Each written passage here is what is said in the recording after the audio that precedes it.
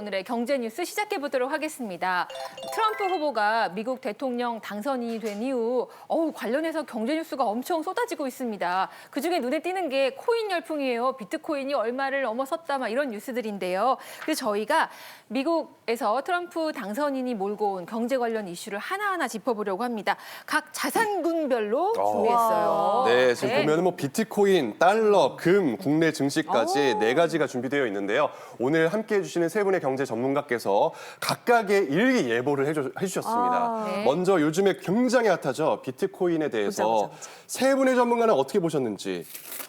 해가 세 개가 깜짝이야. 떴습니다. 어머, 세상에. 아주 쨍쨍해요.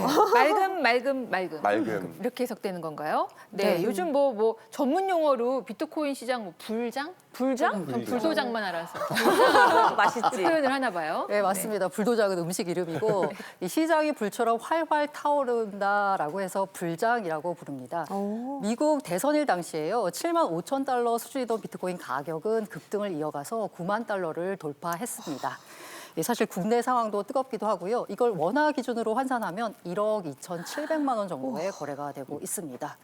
국내 5대 가상자산 거래소의 월요일 오전 10시 기준으로의 거래 대금을 합치니까요. 무려 2조 5천억 원 정도 20조 5천억 원 정도 됐습니다.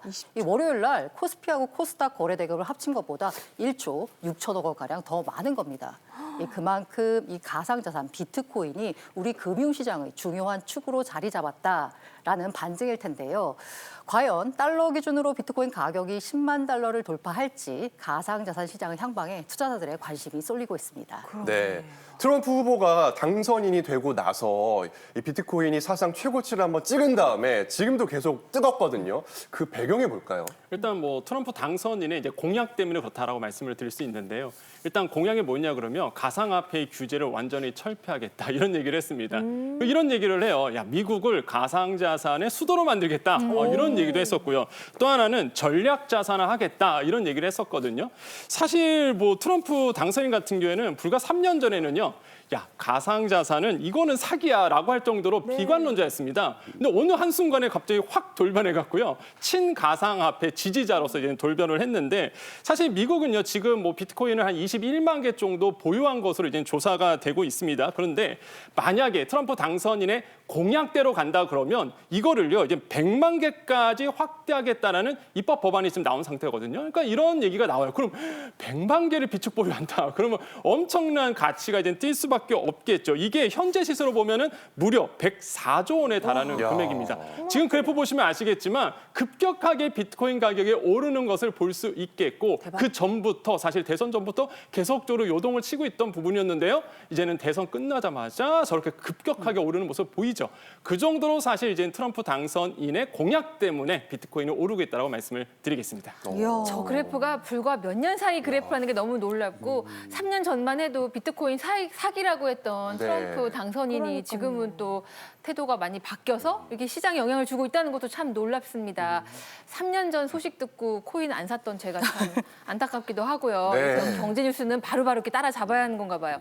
근데 트럼프 당선인 말고도 비트코인 이런 게 코인이 오르는 또 다른 요인들이 있을 거 아니에요? 예, 맞습니다. 자산 가격이 움직일 때는 단 한 가지 요인으로만 움직이지 않는데요. 제가 비트코인 가격 상승의 배경으로 꼽는 가장 첫 번째 이유는 바로 올 초 1월에 거래가 승인된 비트코인 ETF입니다. 미국 SEC 증권거래위원회가 올 초에 11개의 비트코인 현물 ETF 거래를 승인했습니다. 이러면서 기관 투자자들의 진입이 쉬워졌습니다. 그간 개인으로만 구성된 시장에 기관 자금이 들어오니까 가격이 오르는 거고요. 이 두 번째는 규제 명확성 기대감입니다. 트럼프 후보가 당선이 되면서 앞으로 비트코인 관련된 가상자산 정책이 뭔가 명확해지고 친화적으로 바뀌겠구나라고 하는 기관들의 기대감이 커지면서 그간 규제 때문에 진입을 꺼리던 기관들이 시장에 본격적으로 진입하기 시작했습니다. 이 마지막으로는요, 비트코인의 가격 상승을 설명할 수 있는 가장 근본 논리인데요. 바로 공급이 제한돼 있다라는 점입니다. 발행량이 애초에 설계될 때부터 2,100만 개로 고정돼 있습니다. 이게 끝나면 더 이상 발행되지 않아요. 사실 중앙은행의 결정에 따라서 더 찍어낼 수 있는 원화나 달러와는 다른 부분인데요. 이러한 요인들 때문에 투자자들의 관심이 쏠리면서 가격이 급등하고 있습니다. 아니 사실은 원래는 주변에서 다 비트코인 한다고 했을 때 나는 그렇게 불안한 건 안 해 이랬거든요. 근데 이제 와서 생각해보니까 했어야 되는 게 맞았다 이런 생각이 들면서 저는 아 지금 진짜로 어떻게 해? 아침 방송에서 몇 년 전에 네. 경제 전문가분이 사라고 했어요. 그러니까 저는 안 샀고 제 옆에 있는 동료는 샀어요. 어떻게 완전히 극과 극 차이는. 그래서 저는 지금도 우리 경제 전문가 세 분을 모셨기 때문에 지금 제가 빚내서라도 사야 됩니까? 그래서 빚을 낼까요? 여쭤보고 어떻게 싶습니다. 할까? 예. 살까요? 저는 절대 빚내서 사지 말라라고 말씀을 드리겠는데 어쨌든 간에 이거는요 전문가들마다 좀 의견이 갈립니다. 낙관론자도 있고 비관론자도 있는데요. 일단 낙관론자 같은 경우에는 이제 곧 있으면 10만 달러 간다. 그러면 많은 분들이 그러세요. 10만 달러 가면 피부로 딱 안 왔습니다. 그래서 우리 돈으로 말씀드리면 1억 3,900만 원 된다 이런 얘기예요. 한 코인당. 그리고 어떤 분들은요. 야 이거 50만 달러도 갈 수 있어. 50만 달러 피부로 안 오시죠? 6억 9,600만 원입니다. 그것도 안 돼, 그것도 한 안 돼. 코인당 지금 한 1억 2천만 원 하는데 이게 6억까지 간다는 거예요. 그러다 보니까 이게 낙관론자들이 이렇게 얘기하고 있고 비관론자는 그렇게 얘기하지 않습니다. 아니야, 이건 변동성이 너무 심하다 보니까 결국에는 조정받을 수 있고 무엇보다 비축자산 하겠다고 아유 이거 꿈도 꾸지 마. 비축자산은 말도 안 돼라는 분들도 계시죠. 그래서 낙관론자 같은 경우에는 왜 이렇게 주장을 하느냐? 가치 저장 수단으로서 얘기를 하고 있습니다. 아까도 말씀하셨는데요. 2,100만 개로 딱 공급량이 제한돼 있습니다. 희소성의 원리가 있죠. 그러다 보니까 사고 싶은 사람 많은데 공급은 없는 거예요. 가격이 이제 뛸 수밖에 없겠죠. 그러다 보니까 이제 가격이 뛰고요. 현재 이제는 미국 같은 경우에는 21만 개를 갖고 있고요. 중국은 19만 개 정도 비트코인을 보유하고 있는데 나머지는 또 개인 투자자들이 갖고 있는 금액으로 알고 있습니다. 그래서 이 정도로 이제 가치 저장 수단으로서의 가치가 있다는 거죠. 그럼 비관론자도 있을 겁니다. 비관론자는 이건 말이 안 돼라고 얘기하고 있는 게 왜 그러냐면 초기 투자자들이요. 이 비트코인을 얼마나 갖고 있냐 그러면 무려 200만 개에서 400만 개를 가지고 있다고 얘기를 해요. 일명 고래라고 얘기를 합니다. 이런 초기 투자자들이 있거든요. 정말로 뭐 10만 원 이하일 때 사신 분들이 굉장히 많겠죠. 지금 뭐 1억 2천만 원 되니까.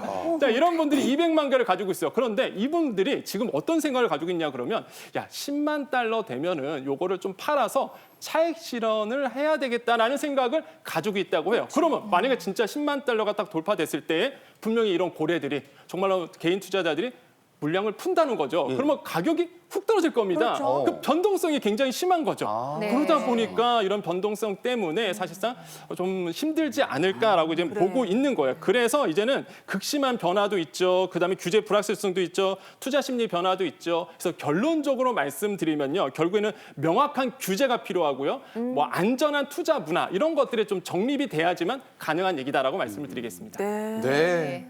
주변에 뭐 비트코인 얘기들 많이 하고 요즘에 네. 매체에도 많이 나오고 있잖아요. 네. 근데 이걸 알아야 어떻게 투자를 하든 말든 할 거 아니겠습니까? 맞습니다. 해보신 분들은 당연한 얘기겠지만 저처럼 안 해본 사람들은 몰라, 우리 몰라. 차근차근 하나씩 다시 배워야 돼요. 이 방송 보시면서도 모르시는 분들 계실 몰라, 거거든요. 몰라. 저희가 다 끌어안고 가겠습니다. 네. 자, 그래서 준비한 저의 질문.